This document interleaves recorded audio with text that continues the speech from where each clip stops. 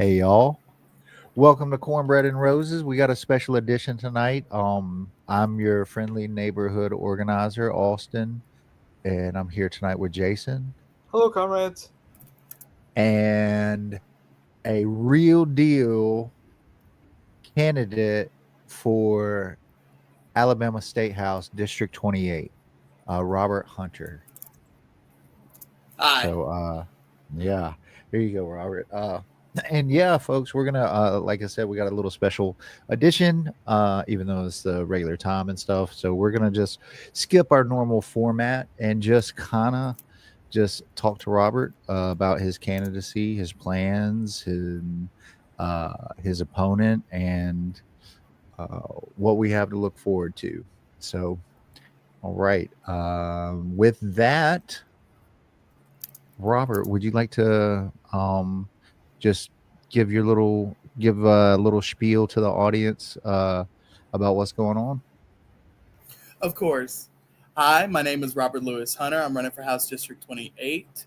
I am running to bring more resources and action and activity to my community, as I feel that currently my community is not being represented well.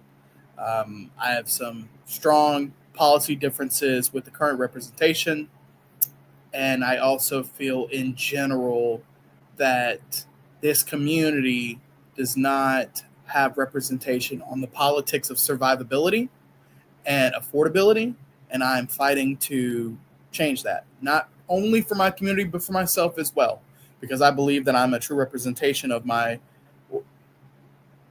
well, yeah, I will say that I feel like I'm a true representation of my community in part because I am working class. I am underneath the poverty line. Um, I think it's important to make sure that our representation matches roughly the citizenry as a whole.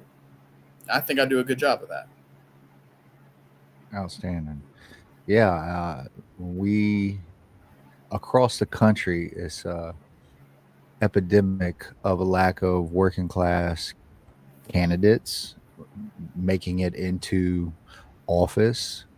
Uh, there's some examples out there for sure, but I would say that you know I can't even guess that as to the numbers in the state house and state senate as to who is a majority of them are business owners versus working class people or they're lawyers and things like that. So it is just fundamental for working class folks to start figuring out how to get their butts in office. And yeah, uh, I'm very excited about your candidacy. So with that, yeah, Corey, actually, we already got one of our fine uh, chatters, uh, viewers. Viewers are has a question for you Part of the already. Cornbread and Roses fam. Yeah, yeah. We need to make you a mod, Corey, for sure. Before we get to that question, Corey, though, I wanted to just ask you, Robert, like, what in your background do you think will make you an effective policymaker and public servant?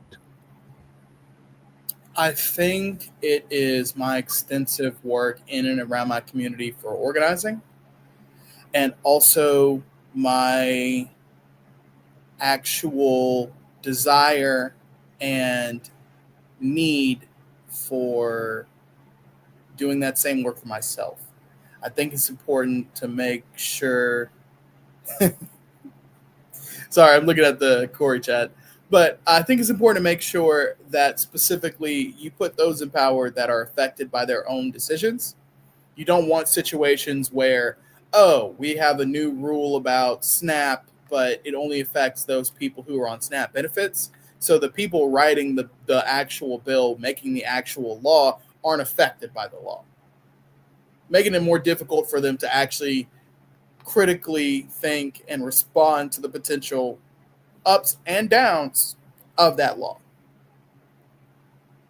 Yeah, I would say like that's a an incredible internal motivating factor to sit there and like being working class and knowing that like the things that you're trying to get through uh, and shape and design as a policymaker like will directly affect you. Like I think that's self-interest in activism and organizing does matter. It's not selfish to care about yourself.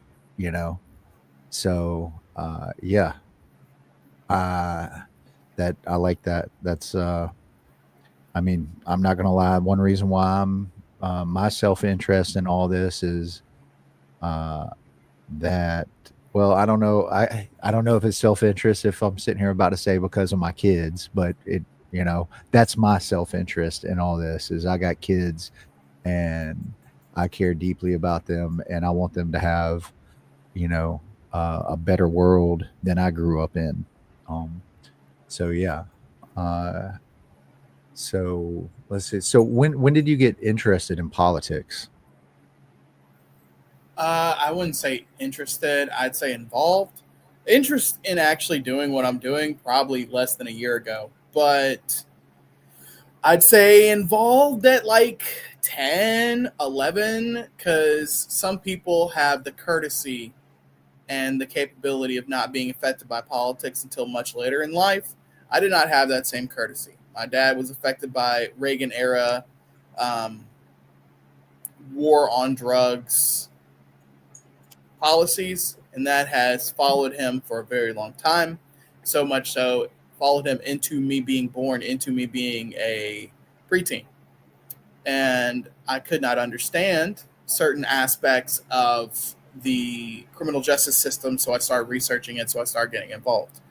I would say the underlying organizing capability that I've been working towards has been around for about 5 to 6 years, ever since I started the free store.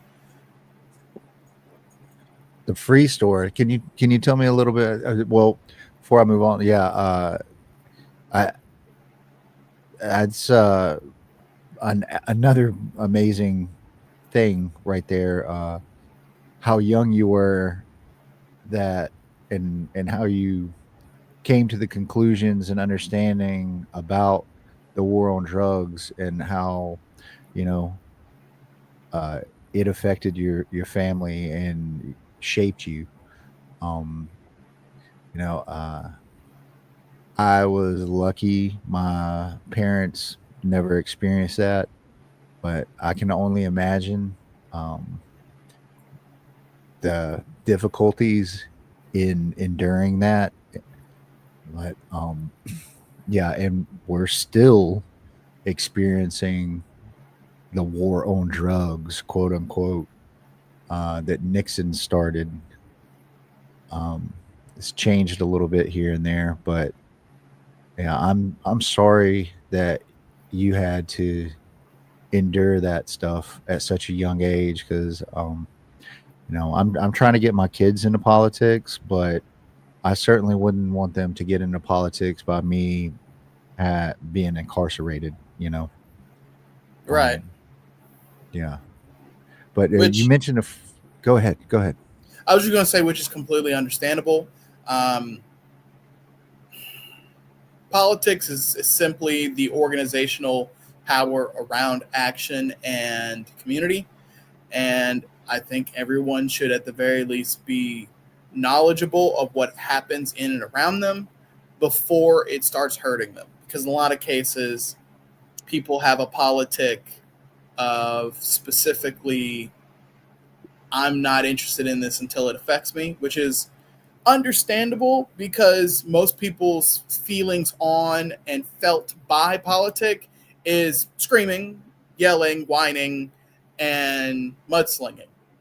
Like they don't like they're the last time a lot of people can remember there was a real political debate over the policy of an action and the morality of an action was what most people like honest on both sides. Most people start going back to the 60s with the William Buckley. I'm trying to remember his name. It escapes me. I just read a children's book to children in my public library about him. James Baldwin, the William Buckley Baldwin debates.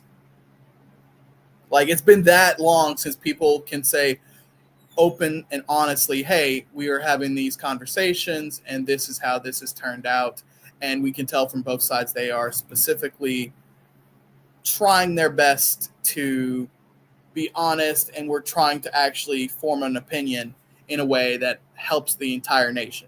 It's been a long, long time since people felt that type of politic. So I can understand them not wanting to get involved in general.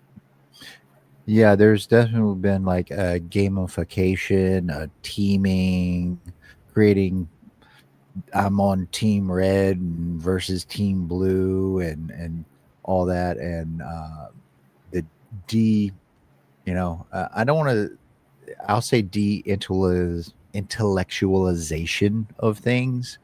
That's also been part of it. But yeah, that sounds about right. Buckley and Baldwin about the last time anything of honest debate has occurred. And you right after that, Nixon, and again, I'm mentioning Nixon shows up. But yeah, so you mentioned the free store. Now this sounds awesome.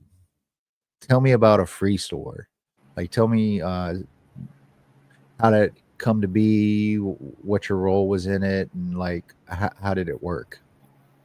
So me and a few other community members post the George Floyd lynching started to get together and we started as a group looking at our community, seeing what we can help with. And that's one of the things that popped up specifically around the free store. The idea being it is a store that is mutual aid, where you come in and you get what you can and you leave what you can.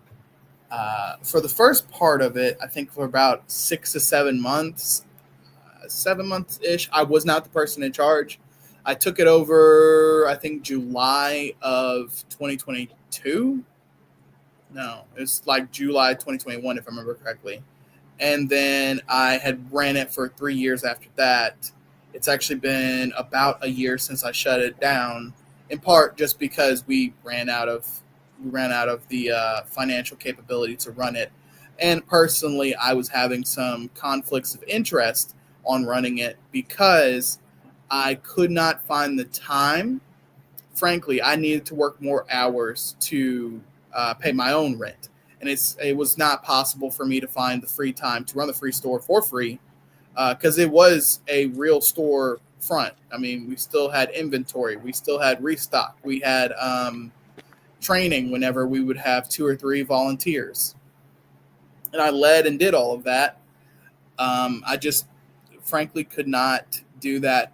I couldn't do 25, 30 hours for free and then work 40, 50 hours for the job. It just mathematically couldn't make any sense. So sadly, I had to shut it down because I just couldn't afford to take the time, which sucks. And hopefully when I win this election, one of the first things I will be doing on top of potentially starting a scholarship is going to be opening or reopening a version of the free store. Although it may be smaller in stature, just for obvious reasons that I will still have funding issues relatively. I don't have a whole bunch of money bags to sit on that I can just use up for it. Well, it sounds like you got some definite leadership experience from managing that and getting people involved and all the ins and outs of, I mean, basically running a business. You basically ran a small business on top of working, which that's an incredible hourly load per week to, I'm way too old to work 2 jobs now. I would die the first week. So I'm glad you're young and you're full of vigor. So that's I can't wait to see that energy in your campaign. But let's see here. Jason, you got any questions yet, or should we try to hit something in the comments? We can hit a couple of questions from the comments. I think not to make our audience wait. Yeah. So this first question is from Corey. What kinds of things around affordability are you wanting to change? So the first thing I would like to change, Corey, is specifically the minimum wage as a whole. I'm a very big believer that the minimum wage literally needs to be the bare minimum to survive, and 725 is not the bare minimum to survive. If you in Alabama, you in your district specifically are wanting to survive, mind you, these are averages. There are plenty of people who have less or more costs to their monthly budget. If you have a $700 rent, if you have $200 in electricity, roughly $40 in trash, and $50 in water, and $200 in your grocery budget over the month, for you to survive, if you're making, if you are working 40 hours a week on average for the whole year, you need to make at least $9.25, which is roughly $10 and some change after tax. That means that the very least for you to survive, you need at least $10 an hour, bare minimum, to survive. That is not our minimum wage. That is a problem. I will say that this has been an ongoing issue for God only knows how long, because Alabama actually does not even have a minimum wage. We are forced to have a minimum wage by the federal government through the Supremacy Clause, where Congress passed it, and then we are forced to have it. Alabama does not have a minimum wage because of a very bad history when it comes to racial politics of in the early 1900s when we made the new Constitution. Very simply, whatever the minimum wage is, you got to pay everyone that wage. And there was a whole bunch of legislatures and a whole bunch of businessmen that did not want to pay black people a single cent more than they have to. So they made it zero. And then said, if you want money, go beg for it in tips. And that's where the tipping schemes have come from, directly from the South. And when I talk about specifically a minimum wage, that includes a universal minimum wage of $7.25. Tips included, or people who work tip jobs included, but also those who work in our prison systems. Because due to the last constitutional restructure we had, technically they're not supposed to be slaves, so they should at least make $7.25. And that's just bare minimum. Like, bare minimum. But it's one of those situations that comes up. There will be plenty of people that say something along the lines of, you get what you earn in society, which is not true. Not true at all. There's a one point in my life between fellowships, school, my actual job, my volunteer jobs that I do, I worked technically 4 to 5 jobs. My resume shows that I did that work, but my bank account doesn't, because effort does not always show up in your finances. In part because finances is made on the exploitation of people. You're supposed to try to make as much money as you can off of people under our current capitalistic system, which is the reason why we still have that tidbit in the 13th Amendment people follow, saying that you can enslave people as long as they're incarcerated.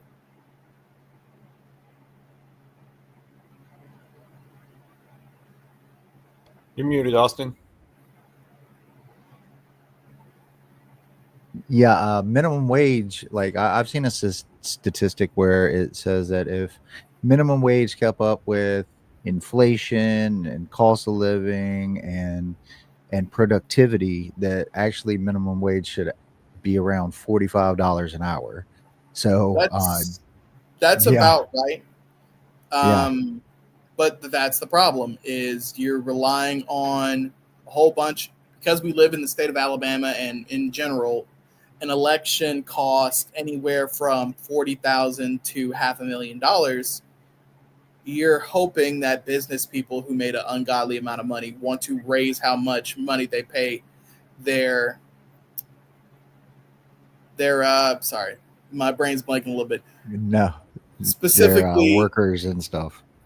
yeah, the workers that they have, there is a profit specifically to not paying them more. Yeah, and yeah, I really think, and there's been studies to support this, that like money rots your brain, kid. You know what I mean? Uh, Yeah, so the days where you could have a minimum wage job and actually go during the summer, pay off your college while you go get yourself a car are long gone. Because that was a real thing people had the ability to do for a long time until Reagan, where his increases in the minimum wage didn't started to stagnate around that time. Because if you go, I have old recorded VHSs my grandmother had from older times. It's a good way to keep old media. And I would look at these 80s and like 1990 commercials where they're like, brand new Toyota, only $2,000. Mind you, at that time, you make $4 an hour. So you could legitimately, if you work hard, you could legitimately earn a brand new Toyota in about 4 or 5 months worth of work. You could do that. You could literally go over you start in May, you end in August or September. You could own a brand new car before you go to college. Now, 725, yeah, the minimum wage has almost doubled since then. But you know what has quintupled? The cost of that Toyota. It went from 2,000 to 50,000. yeah, yeah. Even used cars are the average price of used cars is almost $30,000 now. So it's pretty wild. Corey has actually another question. This one's about the carceral system. It says Etowah County has a system that is affecting my dad. Do you think there are things we can change in the Etowah County correctional facilities? I think we can, but I think it also is dependent on the legal framework. I think it's important to make sure that you're able to get in touch with the person that would be in charge of that. As a state rep, I would try to pass bills to make sure specifically that we are helping reformat our current criminal justice system because um, it's mostly punishment. Like in general, there's no correction that's truly happening. The idea that you go into prison and you come out a better person with better opportunities is folly. That is not what's happening. I will say that direct power specifically with that subject lies, if I remember correctly, in the sheriff's department. And as a representative for that district, I will have the ability to at least have open lines of communication with the sheriff and with the department as a whole. And I will be working on that. Yeah, yeah. That is something. There is something to be said there that like once somebody is like a working class person is elected into office, lines of communication open up for them that wasn't there before. Uh, so and folks figuring out how to leverage those things and already thinking about it. Yeah, that's wonderful. Um, let's see here. We got a question from Elizabeth real quick. I'm curious, Robert, if you plan on holding like an open house convo with your likely Republican opponent, Mac Butler. Hi, Elizabeth. Thank you for the question. More than likely not. Just because I don't see them doing that. As many people who are both guests and are in the chat would know, the Alabama Republican Party has a distinct system of no contact. For the most part, they just ride out the straight ballot ticketing, and they don't feel it's important enough to start talking about certain issues until they feel like they're losing. Frankly, I will know that I am getting a better shot at winning if Butler were to ever respond. I sincerely doubt he will. But if it gets to the point where something in his internals show that there's a real good chance he could lose, then he'll start responding, and it will be negative mudslinging, to be honest. But that's also a part of the thing where most of my campaign for the first 4 or 5 months is not going to be Butler centered, both because while he is the final block in the road, I got to build the road first. I have to make sure people are able to talk to me. I have to be sure that people are able to communicate with me in multiple ways. I have to make sure that I start building out an organization specifically around community action. That's going to take some time. I hope to not only do all that, but also build out a volunteer system, Hunter Helpers, that will be deployed internally in my community to do community action. And I can do all that without having to deal with Butler. Don't get me wrong, I do have gigantic policy differences with him on a multitude of fronts. But I mean, we just saw, if I remember correctly, the Ryan Cagle special election pop up. And if I remember correctly, his opponent never showed up to their attempt at an open house. I wish it were different, but I don't see that in the future. I'm open to it. I just don't. I feel like I could actually do more with my community rather than waste my community's time for a person that would not show up. I don't want to waste my community's precious time setting something up and then the person not show up because my community could be cooking for their kids. My community could be taking the one day off they have a week to go spend time with their wife or with their family. My community could be spending more time with their grandkids. I'm not going to waste their time like that. It's almost inappropriate for me to do that if I'm supposed to be the representative. Well, that policy there, it almost sounds like an obstacle that they won't show their faces. It's cowardice, in my opinion, very cowardly that they won't, like, as you mentioned earlier, Baldwin and Buckley having sincere debates about policies and the reality of life. And what with that, like, and you mentioned like what you want to focus on a little bit, but like, what are some other obstacles you foresee in running as a working class candidate with working class policies in the state? The main thing, sadly, is going to be money. Money's going to be hard to come by because I'm asking people to bleed from a rock that's already dry. To be frank, I got to raise at least $40,000. People in and around my community, in and around the general politics of the state, prefer you raise $500,000 or $250,000 for this type of seating, and I just don't think that's going to be possible.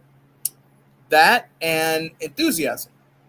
If it was just straight votes, I think I can get it because less than 6 months ago, there was enough Democratic Harris votes for me to just straight win. No ifs, ands, or buts. But that is during a presidential turnout.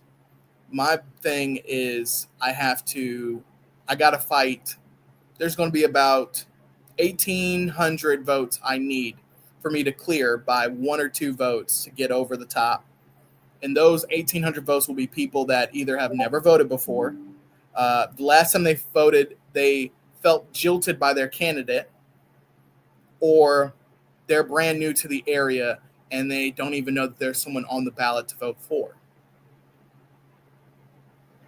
Like, that's I'm in a really blessed position. There is over 10,000 voters that I can go reach out to and potentially contact them and get their vote. I need 7,000 to win. So if I get 30, 40, 50% in my response rate, I have an extremely good shot to win. On top of, this district has never had a Democrat that got less than 43% of the vote.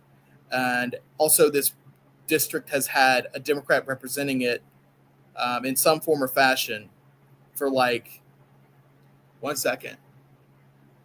40-ish years. Because before Craig Ford held it as a Democrat, his father held it as a Democrat as well, going back to, I think, the 80s. Now, yeah. No, go ahead.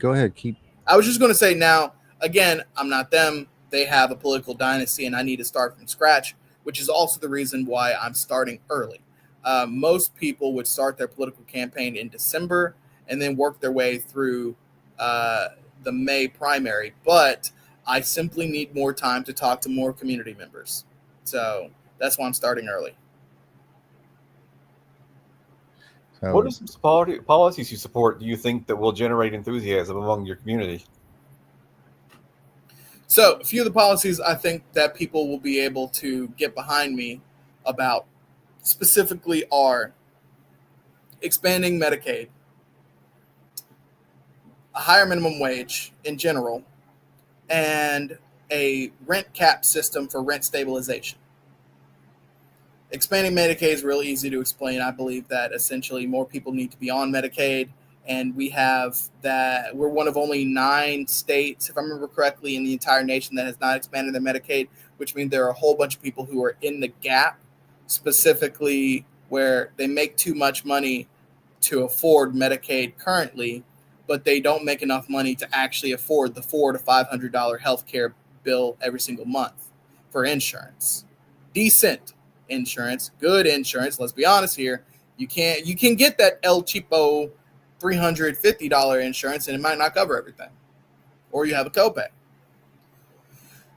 The rent stabilization is, I would like to work on a bill where essentially the amount that a renter is able to increase their rent year over year for the entire state of Alabama is 10%. I want to cap it specifically at 10% because 10% increasing year over year, you're still going to double your money within 10 years. Most people own property for a very, very long time. And even if they sell the property, they normally sell the property at profit. So worst case scenario, you make a increase every single year, and you may have to sell the property itself at a higher value. It's not going to mess with property value because you're going to sell it at a higher value, number one, for the most part. Number two, it's going to help those who are actually renters because most of Alabama has not gotten a 10% increase in their wages year over year. May I ask y'all, when's the last time you remember getting back-to-back 10% increases in your rent? Sorry, in your wages. It's never happened to me before. Yeah, 0. Absolutely. Okay. I've only had it happen one time, and that was when I was working those 4 jobs and like 4 fellowships. That was the only time, and I've been working over a decade. Now, we're expected for people to have an unlimited amount of potential rent increase and then just live with it. I have community members that specifically how do I put this? I have community members that specifically had issues where, hey, there's a new person who bought this house that I'm renting from, and they raised their rent from $500 to $900, a nearly 100% increase year over year within a month, and told them, oh yeah, don't worry, you can specifically make it work, or you can leave, and that's the only 2 options you got. Here's the problem: if you can't eat a $400 increase in your rent, you can't eat the cost of finding a new place because you have to pay first month's, last month's, and deposit. So if you can't eat that $400 month over month, you're not going to eat that $2,000 it takes to move into a new spot. It just simply, the math does not work there.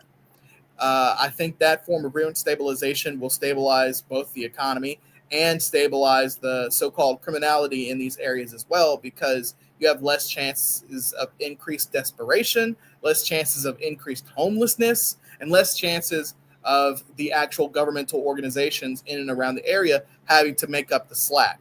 Oh, there's a newly unhoused person. The chances that cops get involved, the chances that other resources have to be called in is going to cost you more than that $2,000 in general. Police overtime as a whole is going to cost you more than that $2,000. And mind you, still, again, landlords still get to make a profit of 10% year over year. I'm just saying, don't make it ridiculous where someone can't eat the 30, 40, 50, 60, 100% increase. Yeah, the last place I rented, each year that I was there, it went. So it was started out at like 1,300, and then within 3 years, it was about at $2,000, and I just could not afford the place anymore. Uh, and you talk about people getting displaced out of homes, and then the criminality situation that now they're criminals. Over 50% of the population in the Huntsville jail is unhoused folks. And it just shows you how, like, this basic human need uh, is like leveraged against us by the owner class. And it's just rules, regulations. We're the ones, the working class are the ones who are bound by them. Yeah, like, and it is wholly, it's unfair, really, that this greed is allowed to run rampant and effectively just destroy people's lives. So I've been homeless, and it is not fun, and it is something that takes a long time to get over and to get through and to figure out. And this, I so supportive of this policy that I'd say that we got Elizabeth here that says that the state government has about a 5% increase every year on some of their properties and stuff like that, and the feds are like 3%. So I would be happy if you got it lower than 10%. I know, but that's one of the problems with the state of Alabama. It is literally rigged against you. The people who become the representatives, they're the ones who get to specifically. It's terrible. I don't believe in this idea that politicians get to pick their voters, but that's what they do. Hey, Bob, I don't like the fact that there's too many black people in this area. I could potentially lose my job. Oh, don't worry. Here's what we'll do. We will switch some of our, you're in my bordering district. We'll switch some of our lines around to make sure that we'll trade you, because it's public information how often you vote. Not who you vote for in a general, but how often you vote. So they'll just say, hey, we'll either leave it up to math or we'll do it ourselves. Hey, Bob, take 2, 3, 4,000 inactive voters.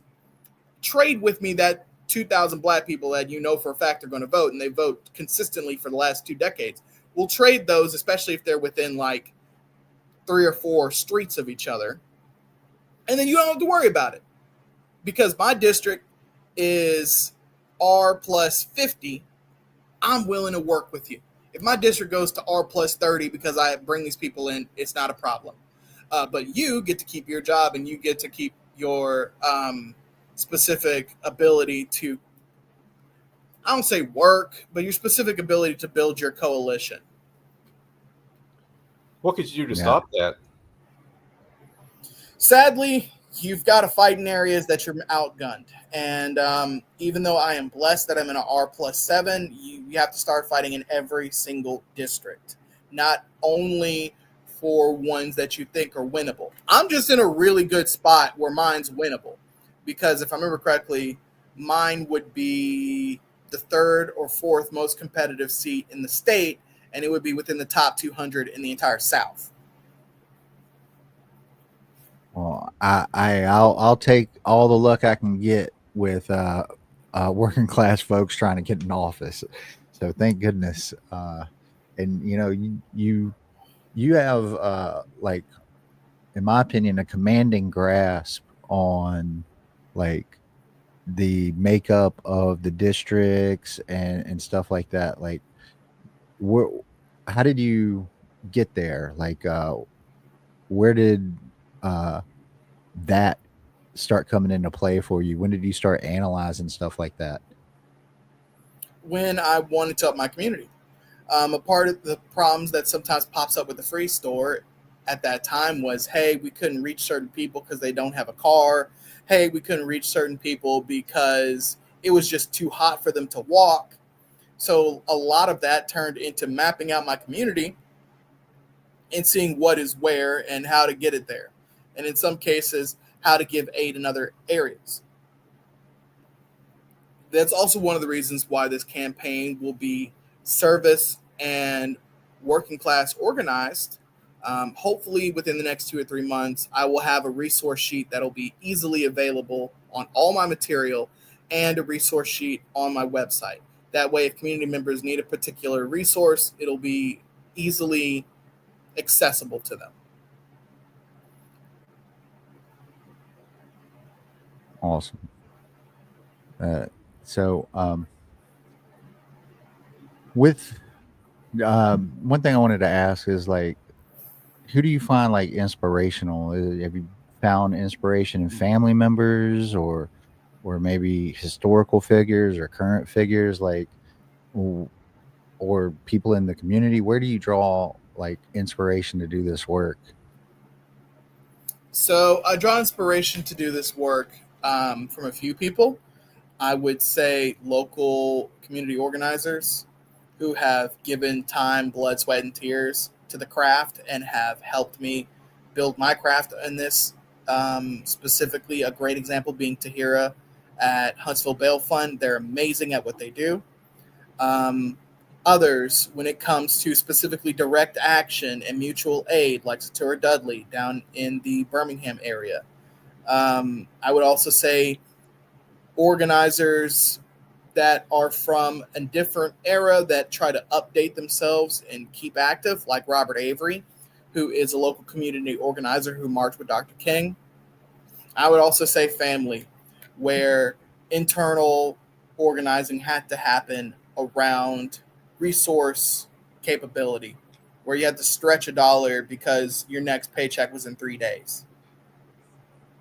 All of it comes together specifically to help community members either with resources, self-defense, or self-realization through joy.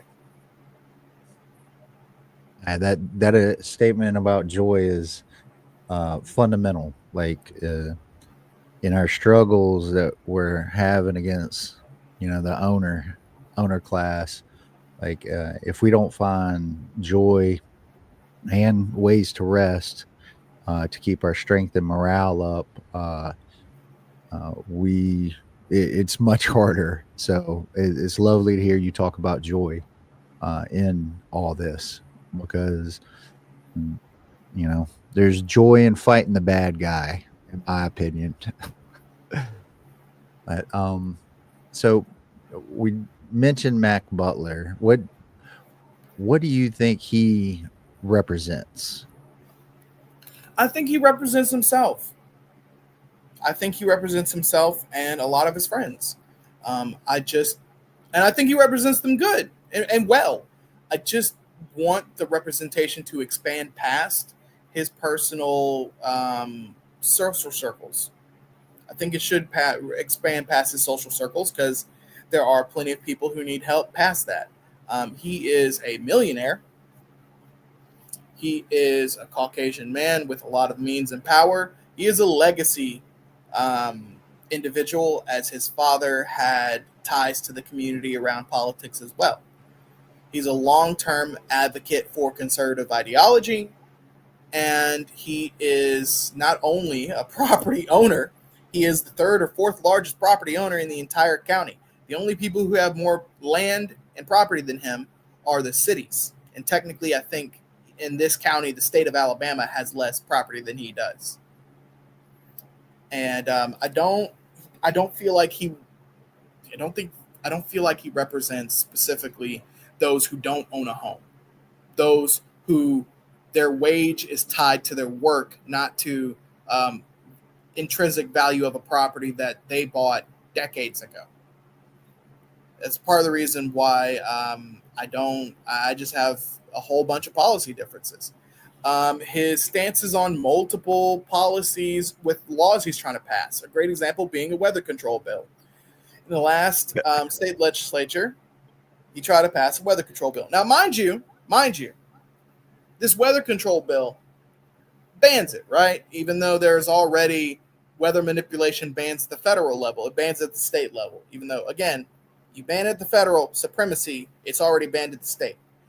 That's the first issue. Second issue is to start manipulating the weather with probably weather seeding, you need anywhere from $500,000 to $1 million. So when he advocates, when he pushes a bill specifically for weather seeding, he's pushing a bill to protect people against multimillionaires messing with the weather. That is not something that's happening currently in this district. 30% of this district is impoverished. Like 30% of this district does not have $500 for emergencies. So I don't see anybody, myself included, I don't see anybody waving around $1 million to mess with the weather. So it's a bill I don't think that helps people or represents people. He has another bill specifically trying to ban sugary drinks from SNAP. Now, he says he wants to do this to help out community members when it comes to the quality of our food. And I'm all for making new policies to increase the quality of our food. But it's suspicious that you only want to do that for poor people on SNAP. It's suspicious. That does not sound like you want to increase the quality for everyone, because if that was the case, you would have just said every single sugary drink is banned. But you don't want to do that, or you can't do that. So that representation does not actually help community members as a whole. It only hinders, again, 30% of your district. Famously, he also helped create the Confederate Monument Bill, which is a doozy into its own. There's a whole bunch of Confederate statues that have been lining the area in Alabama for decades due to the fact that in the civil rights era, there needed to be a new way of scaring people while the sun is up, and you remind people what could happen to them when the sun goes down. So they started putting up Confederate monuments in areas in which they're more likely to have Klan activity and lynching activity. I live in Gadsden. We literally have a Confederate monument right down the street, less than 300 feet from where they lynched Bunk Richardson, less than a year after that Confederate monument went up. So when I go downtown and I see this Confederate monument that less than 6 months, 7 months later, a black man was lynched, not even 500 feet away, it shows a representation of, hey, just making sure you understand there is a societal stepping ladder. You people are second-class citizens, and this is our way of physically reminding you why you're second-class citizens, and if you know your history, how you're second-class citizens. It's just frustrating. It doesn't help. That bill does not help anyone other than conservative primary voters. It does not represent the majority of the community. He has not passed or worked on any bill that would increase Medicare expansion. He has not passed or worked on any bill that would increase wages. He has not passed or worked on any bill that would deal with rental properties being capped at 10% year over year, because he is literally the biggest, if I remember correctly, the second or third biggest private renter in the entire county. Of course, he's not going to fight for that. So that's one of the reasons why I'm running, is because I am fighting for that as a person who lives paycheck to paycheck. Wow. You mentioned Bunk Richardson. One of our viewers here is cousins to them, as a matter of fact. My condolences. Small world. Yeah. That's those are some prime examples. Jason, did you have some other examples on Butler and some of his legislation that has come through? So I dug through in preparation for this, I dug through the last session and saw the bills he sponsored or voted for, and in general, he, like Robert was saying, he's been a reliable vote for these sort of crazier Republican primary voter issues. Like he voted on several anti-vax ordinances and sponsored them, like just purely just targeting the id of Republican voters.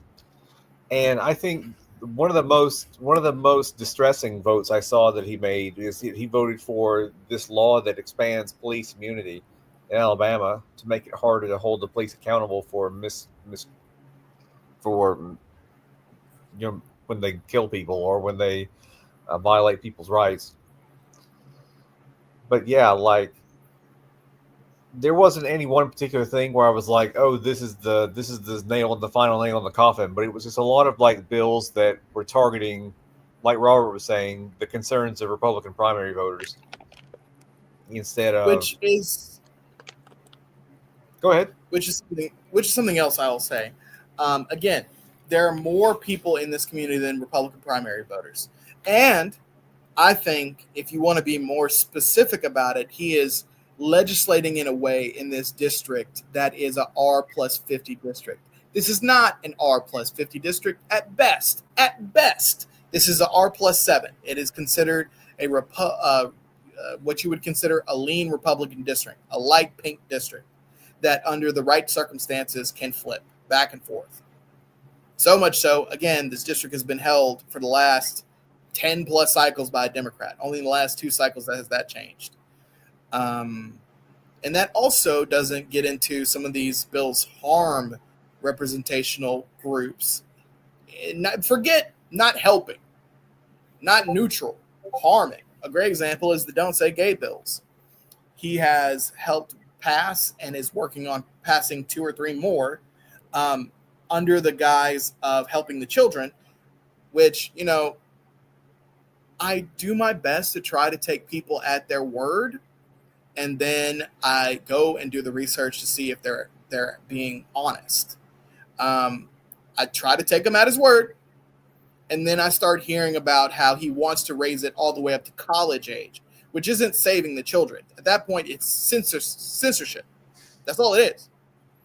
Like, you're just using the first part because children are a very good political tool, and children can't vote. So you can use them as a political tool all day, every day.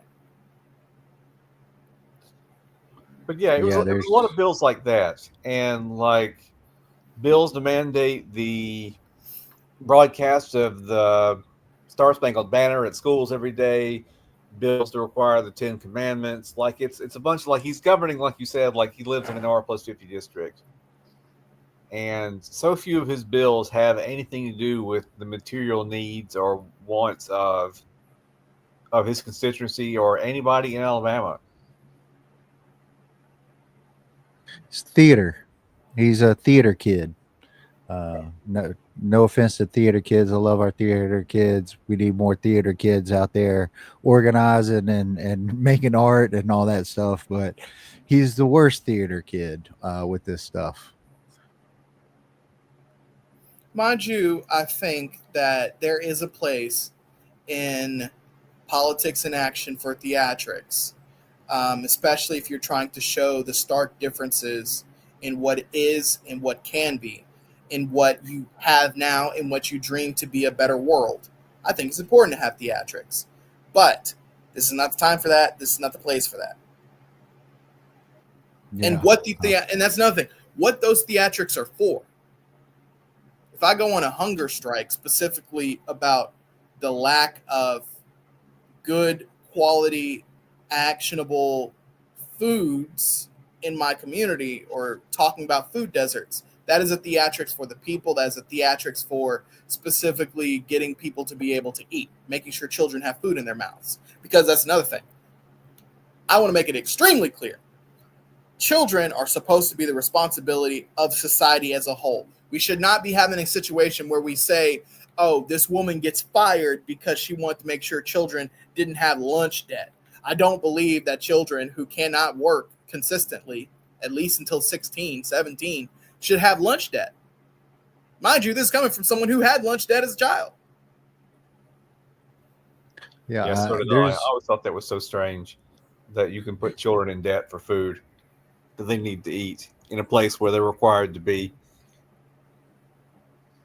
Well, yeah, if we're the richest country in the world, in the history of the world, and we can't feed kids, that's just and it's an abomination, you know. Yeah, which goes back to my politic of affordability. Now, of course, there will be those who specifically, thank you, Terry. There will be those who specifically slander me on my actions. Oh, Robert Hunter has never done any real work in his life. Robert Hunter has cared about people, but you have to be able to push people out of the bird nest and let them fly on their own or crash on their own. But most of the time, you don't give them the ability to fly. You don't teach them how to fly. You just throw them out because you don't think about the actions that entails after the fact, which is frustrating. Robert Hunter is a big, bad, baby-eating communist. That's not true in any way. I have the same policies as Martin Luther King Jr. I'm a democratic socialist because under this capitalistic system, not all of God's children are being taken care of efficiently. And I'll be damned if that keeps going on. Just point blank, period. I think it's very important to be very specific about that because, again, we live in a society where we talk about liberty and justice for all. It is something that is beat into our heads as children. It should not be surprising that when I started to grow up, I demanded liberty and justice for all for those pregnant mothers who could not get resources. I demanded liberty and justice for all for those who are unhoused. I demanded liberty and justice for all for those who go through a criminal justice system that tears them up and they end up in a worse place than when they went into it. That's some on point, Robert, on point. Like, basic human decency should not be radical or like considered to be radical or crazy or anything like that. There's, working class people like, hey, we want to live a little bit. We want to be able to go to the movies. We want our kids to be all right. Like, we want to be able to take a vacation. Like, these are not, with the evolution of society and technology, these things are not out of our grasp, except for the fact that the owning class keeps moving things away from us and taking more and more and more. And it's unacceptable. And I appreciate that you do not accept it.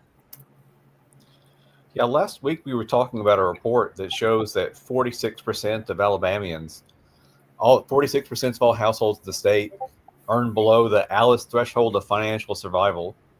So that's not, there's about 16% living in poverty. And then on top of that, 30% that are working jobs and are not able to afford the basics that they need to live. And it sounds like you're seeing a microcosm of that in District 28. Yes, I'm seeing, hearing, and feeling it. A part of this campaign is going to have to be restricted, in part because, frankly, even though I have a decent paying job, technically two decent paying jobs, one's part-time, one is full-time currently, I live paycheck to paycheck. And what's going to have to happen is I hear a nice squeaking noise in my car, and the last time I checked, it's going to be about $1,000 to fix. Or I could get another car that could potentially have that same squeaking noise in about 6 months for $3,000. I live paycheck to paycheck. There have been plenty of times that I've had to eat ramen noodles and spice it up with spices and vegetables. Also, off topic, if you have to do that as a community member, do not actually use the ramen noodle packs, the actual spice packs, or at least cut it in half. That sodium is really bad for you, and it's one of those food desert situations that pops up that you start talking about black people having high sodium intake, having high blood pressure, having those type of heart-related issues, it comes from stuff like that because the only resources you have are terrible. So I know and I feel and I understand it, and all I got to do is walk outside and just ask who is in negative debt. I can find 3 people. Like not even people I know, people I have long-term relationships with. I can just walk outside and be like, man, my car is acting up and I can't afford to fix it. And I'll find 4 or 5 people, which is also the reason why I would like to team up with DSA to do other actions for my community, including replacing brake lights. Because if your life's already expensive, imagine getting in trouble for a broken tail light and then getting pulled over and you get involved with the law in some form or fashion. That's more expensive because most of the time going to court in any form or fashion, you start off at costing $1,000, bare minimum. So if I'm able to save people $1,000, I'm going to do what I can to save people that money. Yeah, that's a definite material impact for working class folks. I've right now I got tape on the back of one of my cars because I need the taillight fix. I identify with us eating ramen once every week or so. Like I identify with that debt that I carry. So you're preaching to me. I hear all of it. And I think that I think a majority of the people in Alabama can identify with what you're saying. The we really need to make sure we get your message out there because the things you want to do are fundamental to people not surviving anymore but thriving and being able to live. Like we all deserve a decent life and there's plenty of resources in this whole world, uh, especially in the United States, and even in Alabama and even in District 28 for everyone. And it's just a question of us coming together and fighting for it. And I appreciate you leading this fight. Um, Now tell me, like, is there what what's your team looking like? What's your where are you trying to go? What are your next steps for the folks listening out there to like be able to spread the word on like what you need? We know we all, if you haven't yet, I dropped it in the chat earlier and I'll drop it again, but everybody needs to be donating monthly.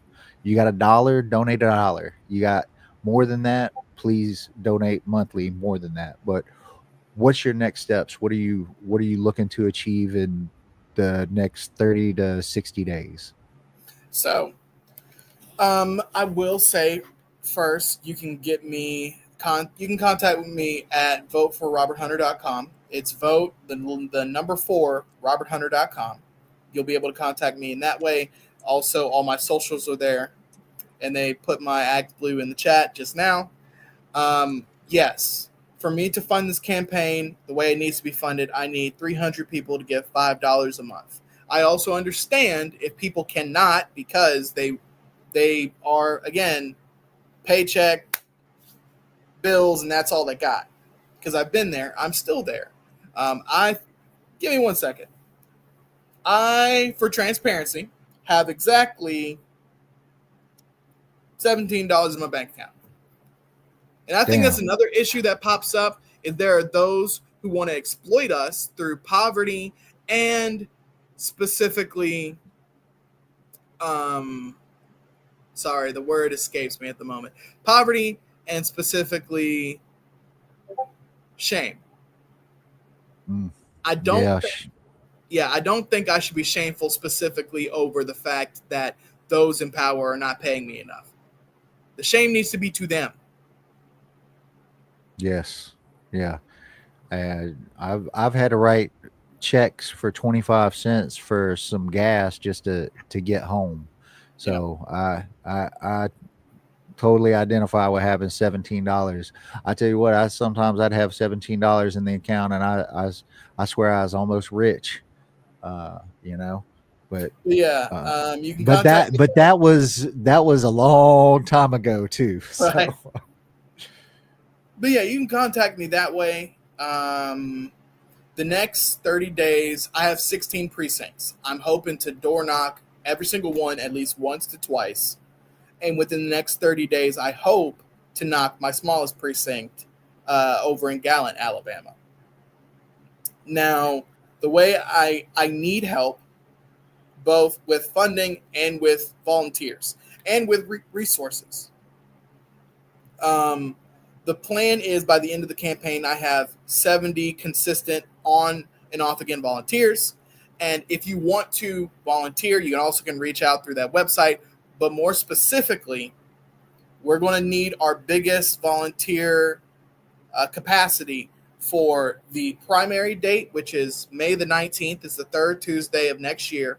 And November the 3rd, it's the first Tuesday of November of next year. Those are going to be our two election dates. Those are going to be the main dates. I'm going to need 20, 30 people either texting, calling, or personally working the polls. I'm telling people ahead of time because, again, we live below the poverty line. You got to have at least 2 months to scrounge up a free day sometimes. yeah, And it's very also true. important to talk about that specifically because, sometimes even then it's not reliable that you're able to get that free day because you have expenses. For 3 years, I ran my local Pride, and there were consistently community members who could not come just because they're like, hey, you did tell me a year in advance, but at the end of the day, my rent was due that same month, and there's nothing I can do about that. Thank you for your support, Corey. But so it's frustrating, and I'm telling people a year in advance, hey, this is what we're trying to do. These are the main 2 or 3 days we need as many people as possible. Yeah. What kind of support are and you getting from the state Dems? So they are hopeful for the most part. There have been some of the money that I've already raised has come from them, and I'm hoping to get more information and potentially volunteers and resources at a later date. The state Dems are very particular when it comes to primaries. Most of them do not want to get involved in primaries because it's family infighting messiness. And I can't blame them. Even though currently I do not have a primary, and as far as I know, I will not have a primary. Some of them just do not want to get involved with the primaries. They'll start helping in the general. Sure. And I can't blame them. Sure, that makes sense. Well, it sounds like you're going to need folks there, but I would encourage people that aren't in District 28 to go ahead and volunteer because, as Robert mentioned, there's texting and phone calls that you can be making, right? And maybe maybe you go ahead and sign up and share that with other folks in your area and ask them to be ready to help a working class candidate get into office. And because the things you're trying to pass, the things you're fighting for, it affects the whole state. So it behooves y'all out there that aren't in District 28 to help Robert in District 28. I just want to be clear about that. Yeah, sure. I will. Sorry, you can go, Jason. No, I was just going to say, and like we were saying earlier, this is not an R+50 state or R+50 district where there's absolutely no hope of winning. Like, there's a solid shot at getting over the finish line here. So I think strategically it makes sense to run in this district and to do what we can to help you win. Thank you. But yeah, there are plenty of things that can be done. Also, plenty of material actions that can be done. If, for example, you're a certified child care specialist where you're able to watch kids. The campaign would love your expertise and your volunteer hours, because one of the things we want to do specifically is have time dedicated to mutual aid and time dedicated to helping our community. Because I don't like the whole, we're going to wait until after the election to help you. No, my community needs help now, and they're going to get it now. So one of the things that we're going to do is we're going to also try to get volunteers who have expertise in certain things. I would like once a month for parents to be able, we could potentially try to open a daycare for parents to drop their kids off for 2-3 hours so they can get work done. Because I've been on the back end of my parents having to get stuff done, and they just have to leave me at home at a very, very early age because they couldn't afford the $500 childcare. Like, just point blank period.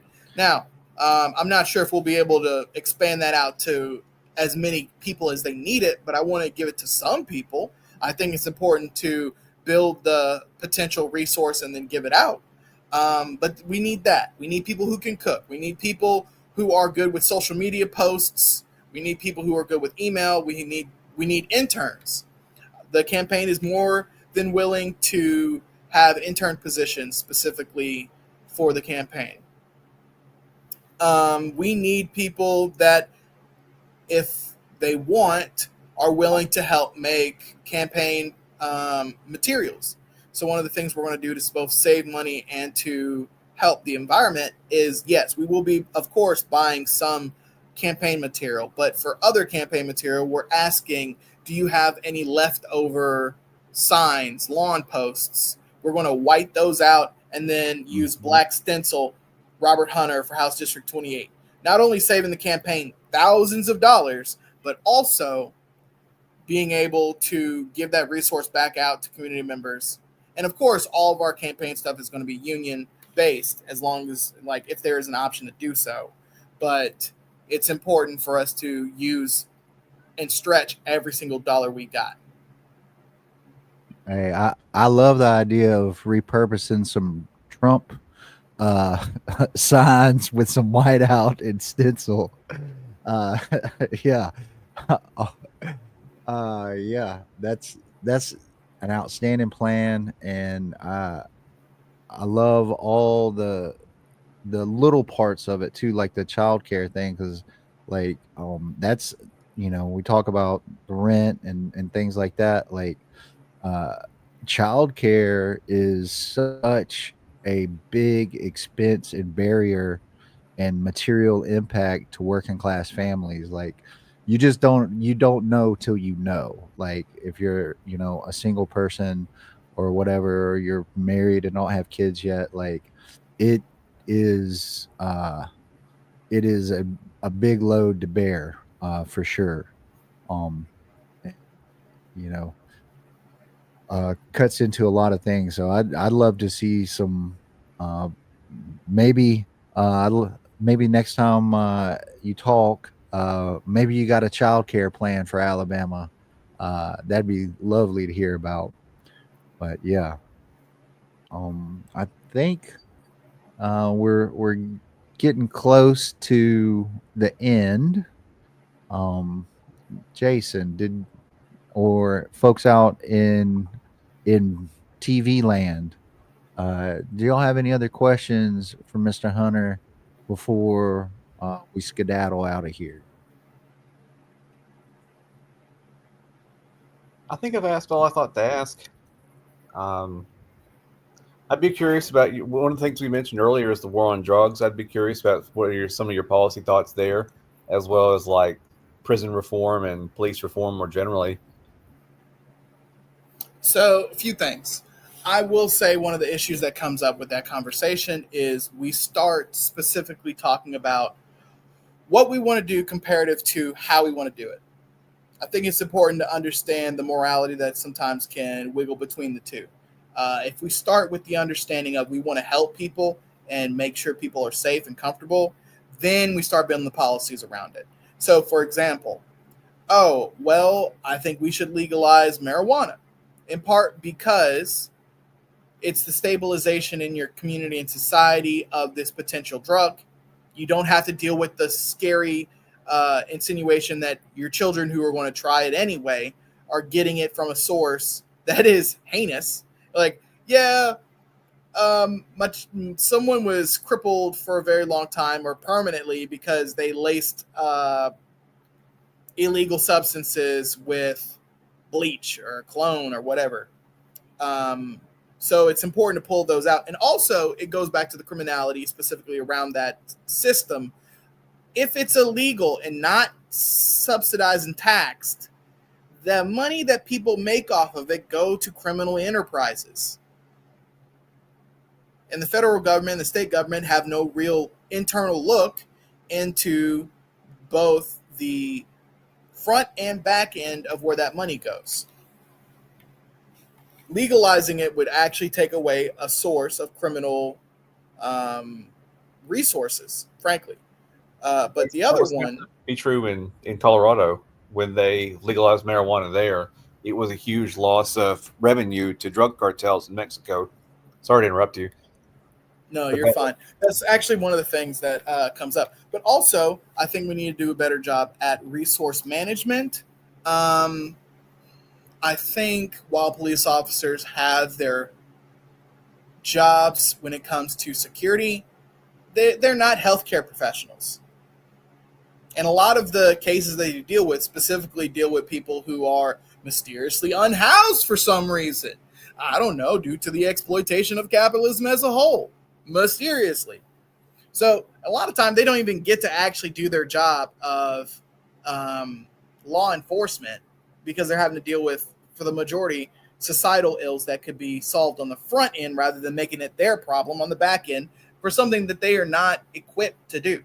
It's one of the reasons why I would love to have more social workers as internal officers to help out, but also specifically because, again, there are certain issues that come up with this particular policing system we have today. If someone is acting erratic, a police officer has to protect themselves, which normally can lead to particularly a shooting. If you have a trained social worker who knows, oh, this person is erratic because clearly this person has not had their schizophrenia medication, the response that they're going to have, because they know the problem and they're able to identify the problem, is going to be a gigantically different response than an officer trained to specifically neutralize threats. And again, that's not 100% on the cop. That's just on the system as a whole. They're being asked to do a job that they're unfairly not trained for in a lot of cases. We need a Peace Corps, but that's a federal program that we need that would go under, Universal Jobs Act. That's a far, far reach for where we are here. Yeah. Maybe we can get a pilot program going in Alabama. That would be nice. That's a interesting idea. There has been success with a Cahoots program up around up in the Pacific Northwest, but actually I read the other day that they're defunding that, and it served to drastically reduce like police interactions with folks suffering medical events and whatnot. So yeah. Oh goodness. Boom. Thank you, Terry. I also want to make it clear that you work towards the goal regardless of failure. Because that same Kahoot program was the backbone of one of our demands of our local county commission to do the same and local city council to do the same. Now, we failed, but a local representative liked the idea so much, he was able to put his name on it and get it done. I don't care my name was not on it. I care about the results. And the result is more people are advocated for and are less likely to be in a lethal situation because of a mental health care issue because they cannot afford their medication. Ergo, we need to expand Medicaid specifically to deal with that. Yeah, it's amazing what can get done when people put their egos to the side and just shoot for the stars. So, yeah.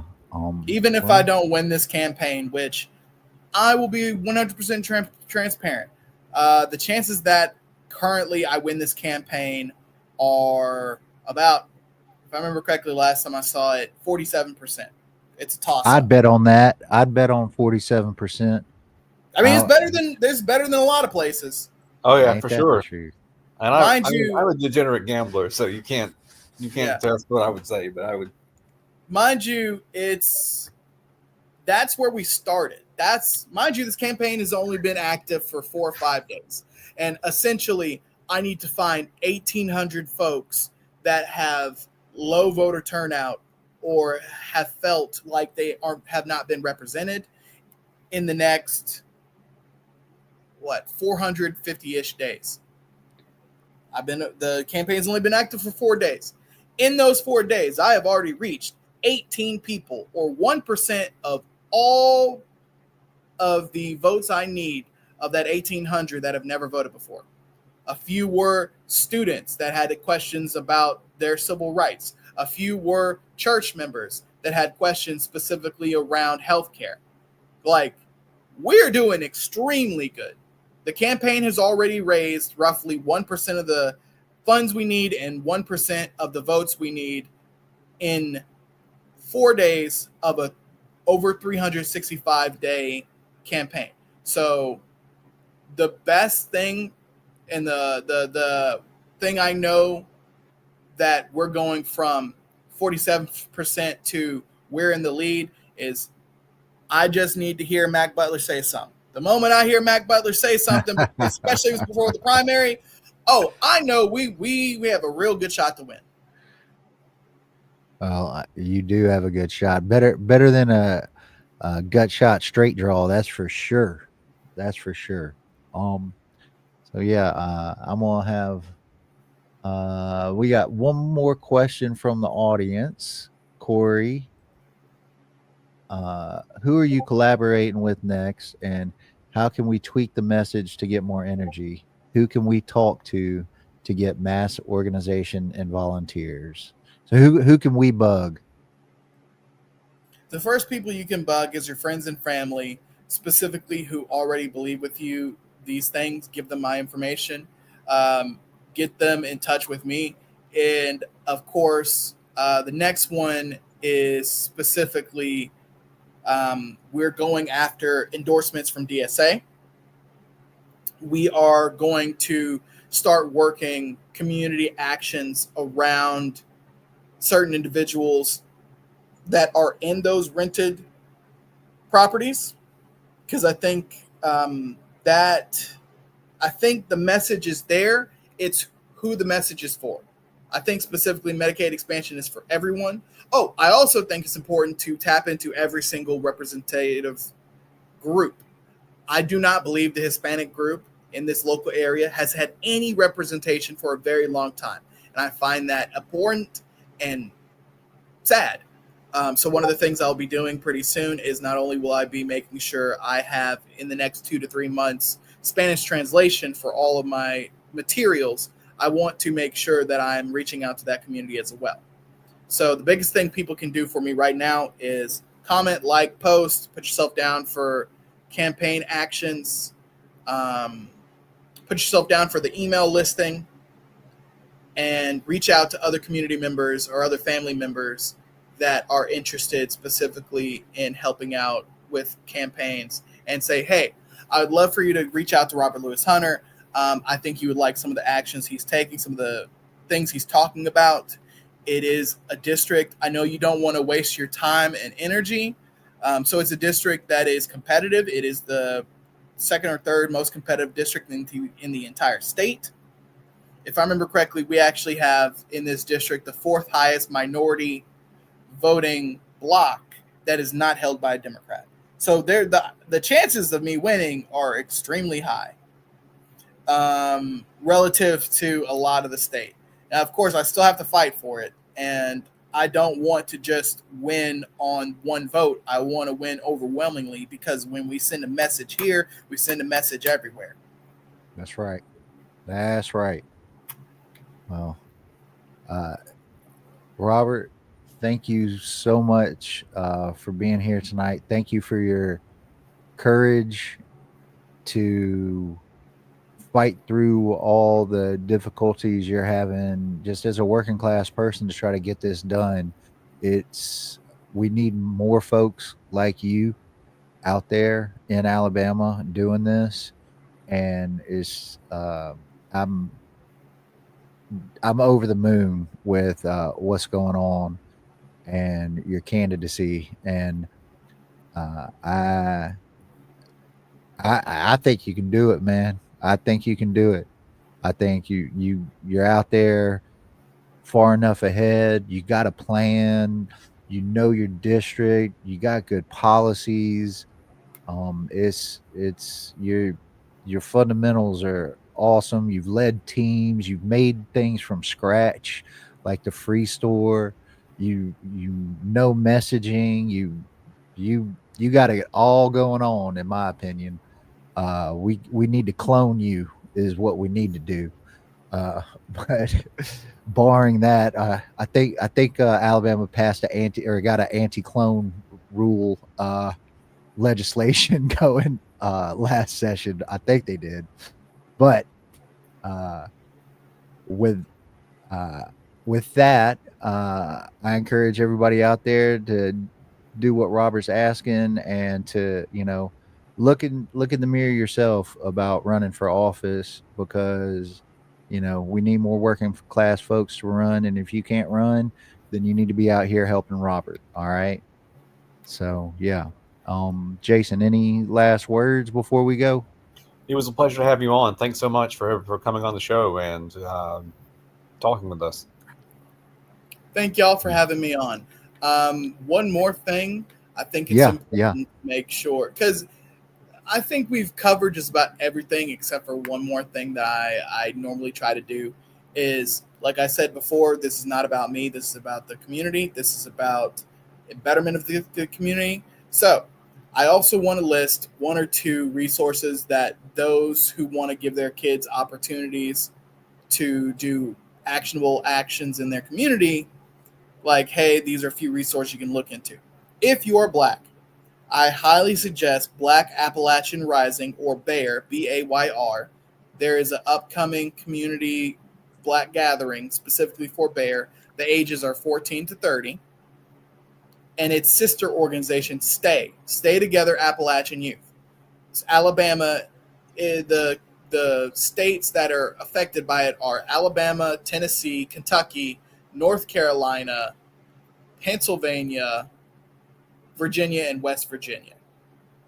It's a youth leadership program, and even though more than likely you will not be able to, the cutoff for the program Stay Summer Institute is probably today, if I remember correctly, so you probably won't be able to get on to that one. But every single year they have one, and it's fully paid. Travel's paid, food's paid, lodging's paid. It's an avenue for kids to get involved in for youth by youth activities and actions. So another one, the reason why I bring those up is, number one, a lot of Black youth don't get a lot of funded opportunities, both to be youth, but also to earn their way through leadership. And a lot of youth in general don't get leadership opportunities, but with Stay, you do, because you age out at 30. You don't have a situation where there's some curmudgeonly old person that's sitting in a position of power till they die in that organization. Also, I want to make it, it also works in the campaign because, as I say, these resources, I know that these are communities that I've been a part of. I know these are communities that I have helped with, and they're really good for building community.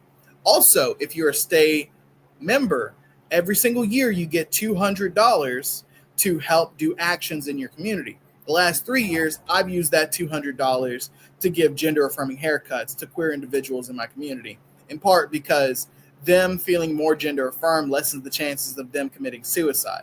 And Yeah. I sincerely believe all of God's children should be loved and cared for. Yeah. Also, Yeah. it plays back into the last point of me personally. there will be people, because I'm going to be either the youngest, or I'm going to be one of the 4 or 5 youngest members of the state legislature that will say Robert Hunter has never done anything in his life that actually includes hard work. I can say through the state I can say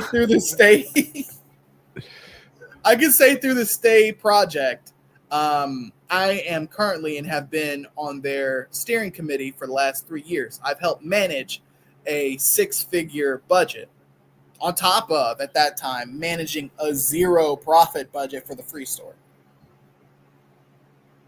Yeah, anybody who says you can't do it, they're on something. And yeah, there's you got it.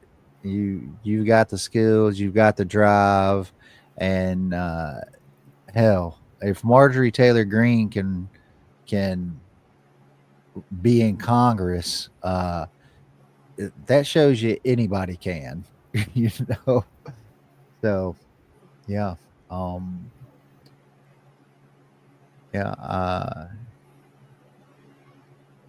Yeah, Corey says God is made of one blood, all peoples of the earth. Yeah, we all bleed red. That's right. Anyway, thank y'all again for having me. Yeah, thank you for being here. So we're gonna sign off, y'all. As we like to say around here, thank you for being here. Like, comment, subscribe, share, help out Robert, and all the power to all the people. We the people break our chains together. Solidarity forever, y'all. If you don't mind, I have one more thing to say. Go ahead. So my campaign has a slogan along those same lines: service and solidarity for all that come after us. Oh, that's awesome. That's beautiful. I love that. Service. And so tonight, service and solidarity for all that come after us. Thank you, Robert. Thank you again. Y'all have a good one. Thanks, you See too. you later.